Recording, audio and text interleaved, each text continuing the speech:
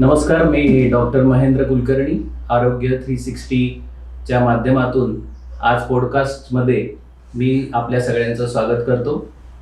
आरोग्य 360 बद्दल जी कन्सेप्ट आहे ती पहिल्यांदा मी तुम्हाला सांगतो की सर्वसामान्य लोकांच्या ज्या आरोग्यविषयक समस्या आहेत त्या सगळ्या समस्या एका छताखाली आणणं हे आमचं प्रमुख उद्देश आहे. मग याच्यामध्ये एखाद्या पेशंटला कन्सल्टेशनची गरज असेल तर आम्ही त्या डॉक्टरांचं कन्सल्टेशन, एखाद्या पेशंटला जर काही सर्जरीची आवश्यकता असेल तर त्याच्या संदर्भामध्ये त्याला ती मदत करणं, काही लोकांच्या घरी म्हातारी माणसं, आजारी पेशंट्स असतात, त्यांची काळजी घ्यायची असेल तर त्यासाठी आम्ही तुम्हाला मदत करू, आणि लोकांना विविध आजारांची माहिती देण्यासाठी पॉडकास्टच्या माध्यमातून आपण माहिती देण्याचा प्रयत्न करत आहोत. तर आजचा आपला जो पॉडकास्टचा विषय आहे तो म्हणजे जॉईंट रिप्लेसमेंट सर्जरी. विषय असा झाला की मी डॉक्टर आहे, माझं पण एक हॉस्पिटल आहे, आणि काल माझे काका माझ्याकडे आले आणि त्यांचे खूप गुडघे दुखत होते आणि ते मला म्हटले की मला महेंद्र फार कंटाळा आलाय या गुडघ्याचा, तर आपण हे गुडघ्या बदलून टाकू, रिप्लेसमेंट करून टाकू. तर मी त्यांना म्हटलं ठीक आहे, आजकाल भरपूर ह्या गोष्टी सुरू आहेत तर आपल्याला काही हरकत नाही. तर त्यांच्या मनामध्ये भरपूर शंका होत्या. मग मी त्यांना म्हटलं तुमच्या जर एवढ्या शंका आहेत तर काही शंकांची उत्तरं डॉक्टर असूनही मला माहिती नव्हती. मग मी म्हटलं मी एका तज्ज्ञ डॉक्टरकडनं ही सगळी माहिती घेतो आणि तुम्हाला ही सगळी माहिती पुरवतो. मग त्या संदर्भामध्ये विचार केल्यानंतर एकच नाव आमच्या पुढे आलं, ते म्हणजे डॉक्टर सत्येन जोशी. डॉक्टर सत्येन जोशी हे नाशिकमधले अतिशय सुप्रसिद्ध ऑर्थोपेडिक सर्जन आहेत, जॉईंट रिप्लेसमेंट सर्जन आहेत. आज ते नाशिकमधल्या Sahyadri hospital, Apollo hospital, Saibaba hospital अशा मोठ्या मोठ्या हॉस्पिटलमध्ये काम करतात. त्यांनी आतापर्यंत जवळपास 1500च्या वरती joint replacement surgery, orthopaedic surgery केलेले आहेत, आणि आजकाल नवीन जे आहे रोबोटिक जॉईंट सर्जरी त्याच्यामध्ये सुद्धा ते निष्णात आहेत. तर डॉक्टर सत्येन जोशी, आजच्या या पॉडकास्टमध्ये आपलं स्वागत आहे. नमस्कार. तर पहिला प्रश्न असा आहे जोशी साहेब, की सगळ्यात पहिल्यांदा हा प्रश्न येतो सगळ्या लोकांचा की ही joint replacement surgery, knee replacement surgery आहे, ही नक्की करायची कोणी? सर्जरी कोणी करायची त्याच्यासाठी सगळ्यात पहिल्यांदा आपण समजून घेऊ की सर्जरी का बरं करायला लागते. याच्यामध्ये बऱ्याचदा आपल्या कानावर येणारा जो शब्द असतो तो म्हणजे आर्थरायटिस किंवा संधिवात. संधिवाताचे 100 पेक्षा जास्त प्रकार आहेत, पण त्यातले जे प्रकार अतिशय कॉमनली आपल्या सगळ्या समाजामध्ये दिसून येतात त्याच्यामध्ये ऑस्टिओ आर्थरायटिस किंवा वयोमान परत्वे होणारी सांध्याची झीज, दुसरं रुमॅटॉइड आर्थरायटिस जो प्रामुख्याने स्त्रियांमध्ये दिसून येतो, आणि मग बाकीचे त्याचे बरेच प्रकार येतात. जेव्हा कुठलाही संधिवात किंवा सांध्याचं डॅमेज हे एका लिमिटच्या पलीकडे जातं की जिथे पेशंटला कॉन्झर्वेटिव्ह ट्रीटमेंट, याचा अर्थ बिना ऑपरेशनच्या ट्रीटमेंटनी फरक पडत नाही, पेशंटच्या दैनंदिन कामकाजावर त्याचा परिणाम व्हायला लागतो आणि पेशंटची जी लाईफस्टाईल आहे ती हळूहळू हळूहळू घटायला लागते, किंबहुना त्याला त्याच्या दैनंदिन कामकाजाला सुद्धा अनेक गोष्टींचा अडथळा यायला लागतो. त्यावेळेला ह्या पेशंटला ऑपरेशनची गरज पडते. मग दुसरा प्रश्न असा लोकांच्या मनामध्ये येतो की आपण ही सर्जरी केल्यानंतर आधीचा त्रास आणि सर्जरी केल्यानंतरचा त्रास याच्यामध्ये पेशंटला किती रिलीफ असतो? याआधी सगळ्यात पहिल्यांदा आपण समजून घेऊ की सर्जरीच्या आधी जो त्रास होतो तो कशामुळे होतो. एक अगदी साधं सोपं उदाहरण घ्या की आपण आपलं घर आहे, आपण त्याला आतून भिंतींना रंग दिलेला असतो, त्याच्या आधी पीओपीचं गुळगुळीत प्लास्टरिंग केलेलं असतं आणि त्याच्या आत विटा वगैरे असतात, असं ते एक स्ट्रक्चर असतं. जसं जसं घर जुनं होत जातं तसं तसं रंगाचे पोपडे निघायला लागतात, तो पीओपी सगळा निघून जातो आणि मग आतल्या ज्या विटा वगैरे सिमेंट हे सगळं उघडं पडतं. तसं मानवी शरीराच्या बाबतीमध्ये सुद्धा जशी जशी शरीराची वयोमान परत्वे झीज होत जाते तसं आपल्या हाडांवर देवानी कुर्च्या म्हणून एक आवरण किंवा एक कवच दिलेलं असतं, आम्ही त्याला कार्टिलेज म्हणतो. मग ते कार्टिलेज वेअर आउट होत जातं, ते पातळ पातळ होतं आणि त्याच्या सुद्धा खपल्या निघतात किंवा काही काही ठिकाणी ते फाटत जातं. जसं जसं हे फाटतं तसं तसं त्याच्या आतली जी हाडं असतात ती उघडी पडतात. ही उघडी पडलेली हाडं एकमेकांना टेकायला लागतात, ज्याला आम्ही बोन ऑन बोन कंडिशन म्हणतो. मग जेव्हा अशा पद्धतीने हाडं एकमेकांना डायरेक्ट चिकटतात तेव्हा कुठल्याही हालचाली करताना, अगदी साधं खुर्चीमधनं उठणं किंवा 2-4 पावलं चालणं किंवा एक 2-4 पायऱ्या चढ उतार करणं, हे करताना ही हाडं एकमेकांवर घासतात घासलं की दुखायला लागतं. हम्म. त्यामुळे पेन किंवा सांध्यामध्ये दुखणं हे सगळ्यात पहिलं लक्षण असतं. मग एकदा हे घर्षण वाढत वाढत वाढत गेलं की त्या घर्षणाने सांध्यांना सूज यायला लागते. त्यामुळे सूज येणं हे दुसरं लक्षण. जेव्हा अशा पद्धतीने हे दुखणं जुनं होत जातं हम्म. तसं तसं त्या सुजेमुळे आणि घर्षणामुळे सांध्याचा आकार बदलायला लागतो आणि त्याच्यामुळे सांध्यामध्ये वाकडेपणा यायला लागतो. त्यामुळे डिफॉर्मिटी किंवा वाकडेपणा हे तिसरं लक्षण. हम्म. आणि चौथं लक्षण जेव्हा त्याला अलाइनमेंट, लॉस ऑफ अलाइनमेंट किंवा माल अलाइनमेंट आम्ही म्हणतो. म्हणजे एकदम सोपं उदाहरण द्यायचं तर आपल्या दरवाजाच्या बिजागऱ्या या जेव्हा एकमेकांमध्ये परफेक्ट मॅच होतात तेव्हाच त्यांची हालचाल होईल. बरोबर. पण जेव्हा त्या बिजागऱ्यांचा आस किंवा ऍक्सिस बदलतो तेव्हा ती बिजागरी फारशी हालचाल करू शकत नाही. सेम आपल्या सांध्यांचं होतं. जेव्हा त्यांचा आकार बदलतो, जेव्हा त्यांची अलाइनमेंट बदलते तेव्हा ते सांधे हालचाल करू शकत नाही किंवा हालचाल करताना आपल्याला त्रास होतो. त्यामुळे ऑपरेशनच्या आधीची ही जी कंडिशन असते त्याच्यामध्ये ह्या प्रकारची लक्षणं पेशंटमध्ये दिसतात. ऑपरेशन केल्यानंतर एक तर पहिली गोष्ट आपण ही जी अलाइनमेंट असते ती परफेक्ट करतो. ओके. थोडक्यात सांगायचं तर सांध्याचा जो आस आहे तो परफेक्ट होतो. दुसरी गोष्ट ज्याला आम्ही लिगामेंट बॅलन्सिंग म्हणतो. म्हणजे आतले आणि बाहेरचे आजूबाजूचे सगळे लिगामेंट हे एकमेकांना परफेक्ट बॅलन्स करतात आणि त्याच्यामुळे सांध्यामधला जो वाकडेपणा असतो तो पूर्णपणे जातो. आणि त्याच्याच बरोबरीने सांध्याची जी अडकलेली किंवा ज्याला आम्ही रेस्ट्रिक्टेड रेंज ऑफ मुवमेंट म्हणतो ती पूर्ववत होते. ओके. त्याच्यामुळे ऑपरेशनच्या आधीची जी लक्षणं असतात ती अशा पद्धतीने बहुतांशी करून बऱ्याचशा प्रमाणामध्ये ती कमी होऊन एक नियर नॉर्मल लाईफ किंवा to the extend normal life patient जगू शकतो. आणि ऑपरेशनच्या आधी ज्या वेदना असतात त्याच्यामध्ये कितपत फरक असतो? नेहमी मी पेशंटना सांगतो की ऑपरेशनच्या आधी तुम्ही जर मांडी घालून बसत असाल तर नंतरही मांडी घालून बसा. ओके. ओके. थोडक्यात पेशंट जेवढा लवकर सर्जरीसाठी येतो तेवढं त्याला near normal to the extent of you can say 80, 90, 100% पर्यंत पेशंटला रिलीफ मिळतो. बरोबर. पण दुर्दैवाने पेशंट जर का खूप उशिरा आपल्यापर्यंत पोहोचला की ज्याच्यामध्ये काही काही डॅमेजेस ही एवढी होऊन गेलेली असतात की जी सर्जरी करूनही पूर्ण आपण रिव्हर्स करू शकत नाही किंवा रिकव्हर करू शकत नाही. अशा केसेसमध्ये पेशंटना ऑलमोस्ट 80-90% पर्यंत रिलीफ मिळू शकतो. पण 100% रिलीफ मिळणं हे थोडं मुश्किल जातं. ओके. आता समजा एखाद्या पेशंटनी ठरवलं की मला ऑपरेशन करायचंय किंवा त्याला गुडघ्याचा त्रास असेल तर तो जनरली पहिल्यांदा जातो त्याच्या जनरल प्रॅक्टिशनरकडे, जो त्याचा फॅमिली डॉक्टर असतो त्याच्याकडे तो पहिल्यांदा जातो. मग डॉक्टर त्याला काही औषधं लिहून देतात. त्याला नाही बरं वाटलं की मग त्याच्या काही तपासण्या करायच्या असतात. तर ऑपरेशनच्या दृष्टिकोनातनं नक्की कुठल्या तपासण्या करायला पाहिजे? माझ्या मते ह्या प्रश्नाच्या आधी एक थोडी माहिती मी माझ्याकडनं देऊ इच्छितो की पहिली गोष्ट म्हणजे सांधा दुखला की ऑपरेशन असं ते 2x2 = 4 इतकं सोपं समीकरण नाही. जेव्हा सगळ्या पद्धतीचे कॉन्झर्वेटिव्ह ट्रीटमेंटचे ऑप्शन्स, पर्याय संपुष्टात येतात मग त्याच्यामध्ये औषधं असतील, मग त्याच्यामध्ये फिजिओथेरपी असेल, मग त्याच्यामध्ये सगळ्या प्रकारची इव्हन ज्याला आपण अलाइड मेडिसिन्स म्हणतो, म्हणजे त्याच्यामध्ये आयुर्वेदिक मेडिसिन्स आहेत किंवा बाकीची औषधं आहेत, नॅचरोपॅथी आहे किंवा पंचकर्म वगैरे.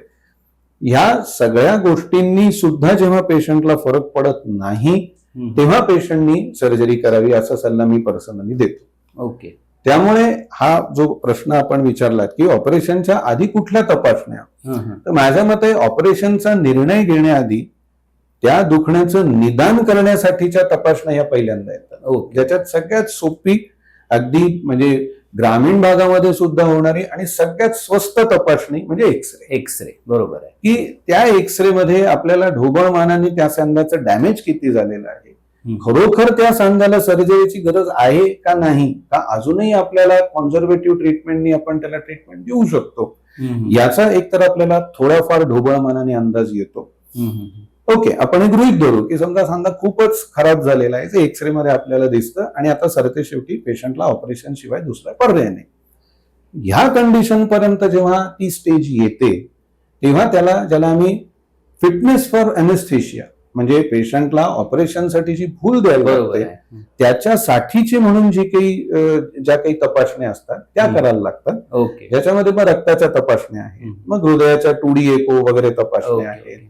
आणि त्याच्यात सगळ्यात महत्वाची गोष्ट म्हणजे आपल्या शरीरामध्ये कुठल्याही प्रकारचा जंतू संसर्ग नाही हे खात्री करण्यासाठीची मग त्याच्यामध्ये लघवीची कल्चर म्हणून ज्याला आपण तपासणी म्हणतो, किंवा काही वेळेला डेंटल केरीज किंवा दातामध्ये कुठेही काही इन्फेक्शन नाहीये ना, किंवा पोटात कुठे काही इन्फेक्शन नाहीये ना, त्वचेला कुठे काही इन्फेक्शन नाहीये ना, ह्या स्वरूपाच्या तपासण्या पेशंटच्या केल्या जातात. म्हणजे एक तर पहिल्यांदा निदानासाठीच्या तपासण्या, दुसरं म्हणजे अॅनेस्थेशियासाठीच्या तपासण्या, आणि तिसरं म्हणजे ऑपरेशनसाठी प्लॅनिंग करण्याच्या तपासण्या. आणि काही महागड्या तपासण्या पण असतात का, MRI वगैरे असं तसं? क्वचित प्रसंगी, क्वचित.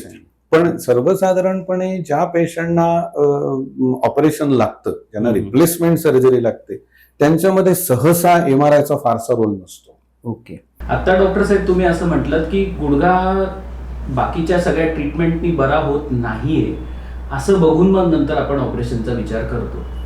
मग काही वेळा असं असतं बऱ्याचशा पेशंटच्या मनामध्ये की हे ऑपरेशन टाळता येईल का, तर ती कुठल्या स्टेजमध्ये आपण टाळू शकतो, आणि ते टाळायचं असेल तर मग आपल्याला काय एक्सरसाइज करायला पाहिजे, काही आहार विहारामध्ये बदल करता येईल आणि हे ऑपरेशन आपण टाळू शकतो? Correct. Prevention is better than cure आपल्याला पहिल्यापासून सांगतात. त्यामुळे एक चांगली गोष्ट आहे की आजकाल समाजामध्ये हृदयासंदर्भात वगैरे या बाबतीमध्ये अवेअरनेस हा खूप वाढलेला आहे, की एकदा हृदयरोगाचं निदान झाल्यानंतर मग त्याच्यासाठी पळापळ करण्यापेक्षा तो होऊ नये म्हणून तुम्ही प्रयत्न करा. तसं ह्या बाबतीमध्ये मी थोडंसं सांगेन की कुठल्याही सांध्याची झीज असेल, मग गुडघा असेल, खांदा असेल, खुबा असेल, तुम्ही ती पूर्णपणे थांबवू शकत नाही. बरोबर. कारण झीज हे आपल्या वय होण्याचं एक ज्याला आपण इंटिग्रल पार्ट ऑफ लाईफ म्हणतो तसा तो आहे. ती झीज होणारच आहे, पण ती झीज ऑपरेशन पर्यंत जाऊ नये म्हणून आपण काळजी घ्यावी. आणि माझ्या मते ह्याची सुरुवात ही वयस्कर लोकांमध्ये होण्यापेक्षा ती तरुणांपासून जर का झाली, बरोबर, तर माझ्या मते बऱ्याच प्रमाणामध्ये सर्जरीचा जो टक्का आहे तो कमी होऊ शकतो. मग त्याच्यामध्ये तुमचं लाईफस्टाईल मॉडिफिकेशन जी असतात, की आपली भारतीय किंवा इंडियन लाईफस्टाईल आपण ज्याला म्हणतो, की आपण लोक मांडी घालून खाली बसतो, किंवा उकिडवर म्हणजे ज्याला आपण इंडियन टॉयलेट म्हणतो, स्क्वॉटिंग पोझिशन म्हणतो. एका ठराविक एज नंतर आपलं शरीर आपल्याला सिग्नल देतं की आता ह्या ज्या ऍक्टिव्हिटीज आहेत त्या करताना आपल्या शरीराला पेन होतोय, ताण पडतोय. सो माझ्या मते तो सिग्नल आपण ओळखला पाहिजे. So that is what is non as first is lifestyle modification. अगदी ज्यांना मांडी घालून बसायचं असेल ते खुर्चीवर मांडी घालून बसू शकतात, सोफ्यावर बसू शकतात, की जेणेकरून उतरताना पाय सोडले की तुम्ही उतरू शकता. पण खालून उठायच्या वेळेला गुडघ्यावरती भरपूर ताण पडतो. सो पहिला प्रिव्हेंटिव्ह मेजर म्हणजे लाईफस्टाईल मॉडिफिकेशन. ओके. दुसरी गोष्ट वजन नियंत्रण करणं. आपल्या सगळ्यांनाच आपल्याला माहिती आहे की ओबेसिटी किंवा स्थूलपणा हा दुर्दैवाने ह्या शतकातला एक फार मोठा विकार, जो अगदी बाललोकपणापासून ते अगदी म्हणजे वृद्धांपर्यंत हा मोठा प्रकार. बरोबर आहे. आता मोदींनी पण त्याच्या संदर्भात सांगितलं 15 ऑगस्टला. एक्झॅक्टली. तर त्याच्यामुळे स्थूलपणा हा नियंत्रित कसा करता येईल, मग त्याच्यासाठी आहार, की जेणेकरून ज्याला जंक फूड, पास्ता आणि पिझ्झा आणि बर्गर आणि all sorts of high calorie food जे आहे ते टाळणं. आणि नुसतं आहारावरती नाही तर विहारावरती. मग त्याच्यामध्ये येतो इम्पॉर्टन्स ऑफ एक्सरसाइजेस, की ज्याच्यामध्ये योगासनं असेल, सूर्यनमस्कार असेल, वेट बेअरिंग एक्सरसाइजेस असतील. या गोष्टींमध्ये जर आपण काय म्हणू, आपण आपल्या शरीराला जर शिस्त लावली, तर मी असा पूर्ण दावा करत नाही की बुवा सर्जरी आपली पूर्णपणे टळेल, पण निदान ज्याला आम्ही आता यंग आर्थरायटिक्स ही एक नवीन कन्सेप्ट येऊ घातलेली आहे, की पूर्वी सर्जरीचं ऑन अँड ऍव्हरेज एज हे 60-65 प्लस होतं, 70 प्लस होतं. आता ते खूप लवकर येत चाललंय. बरोबर. त्याच्यामुळे निदान यंग आर्थरायटिक्स तरी आपण प्रिव्हेंट करू शकतो. बरं. आता समजा एखाद्या पेशंटनी निर्णय घेतला, हे सगळं तो डॉक्टरकडे गेला, त्याच्या तपासण्या झाल्या आणि लक्षात आलं की त्याचा गुडघा आता रिप्लेसच करायचा, आपल्याला नी रिप्लेसमेंट सर्जरी करायची, तर ही सर्जरी आता कुठल्या कुठल्या पद्धतीने केली जाते? ज्याला कन्व्हेन्शनल मेथड्स म्हणतात. ओके. म्हणजे पूर्वापार चालत आलेले time tested method. Okay. Are all conventional methods. त्याच्यामध्ये त्याला जिग असिस्टेड सर्जरीज म्हणतात. जिग म्हणजे काही ठराविक प्रकारचे साचे असतात. आता जसं आपण आताच गणपतीची मूर्ती आपण बनवतो, तर त्याच्यासाठी साचा असतो.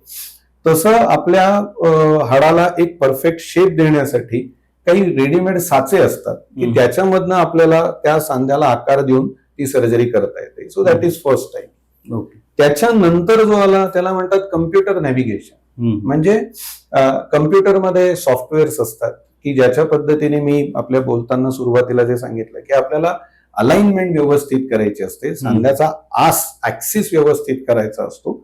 मग तो करण्यासाठी आम्हाला काही डिग्रीज म्हणजे काही वेळेला 3 डिग्री किंवा 2 मिलीमीटर एवढ्या अचूकतेची त्याच्यामध्ये गरज असते. ओके. आणि मग ते आय बॉलिंग याचा अर्थ आपल्या नुसत्या डोळ्यांपेक्षा ते आपल्याला कम्प्युटर नॅव्हिगेशननी जरा जास्त काही इन्फॉर्मेशन मिळू शकते. ती दुसरी पद्धत झाली.